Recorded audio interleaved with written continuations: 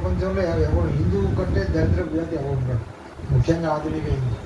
అయితే ఆ మీటింగ్ ఏంటంటే, ఇప్పుడు చాణక్యుడు ఏం చెప్తా అంటే, ధర్మస్య సుఖస్య మూలం ధర్మ. అంటే మనిషి సుఖంగా ఉండటం కావాల్సింది ధర్మం. ధర్మస్య మూలం అర్థ.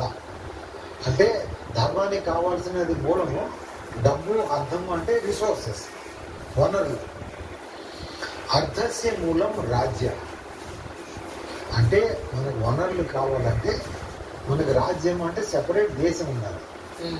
సుఖస్య మూలం ధర్మ, ధర్మస్య మూలం అర్థ, అర్థస్య మూలం రాజ్యం. ఇది 2,000-3,000 సంవత్సరాల క్రితం చాణక్యుడు చెప్పాడు.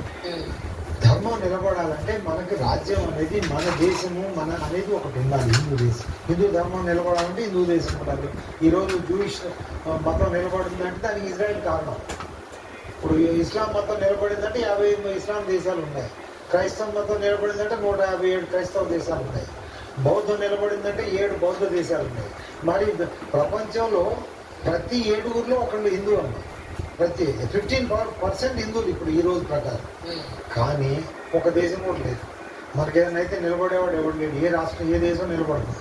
కాబట్టి మనకు కావాల్సింది ఏంటంటే ఒక హిందూ దేశం, అందులో కేవలం హిందువులే ఉంటారు. ఆ దేశం కావాలి మనకు. ఆ దేశం ఏ విధంగా రావాలి? రాజ్యాంగాన్ని సవరించవచ్చు. ఎందుకంటే బ్రిటిష్ పార్లమెంట్ చట్టం చేసి మన దేశాన్ని ఆ రోజు వాళ్ళే కదా అధికారులు, వాళ్ళు చట్టం చేశారు. పాకిస్తాన్, భారతదేశం అని చేశారు. అదే ఇప్పుడు మన ప్రజెంట్ పార్లమెంట్ కూడా చట్టం చేసి రాజ్యాంగాన్ని సవరించి అది హిందూ దేశం, మిగిలిన వాళ్ళకి వాళ్ళ దేశాలు ఇచ్చి అందులో కొంత భాగం మనకి హిందువులకు ఇస్తే అది రాజ్యాంగంలో ఆ ప్రస్తావన పెట్టి చేయించాలి.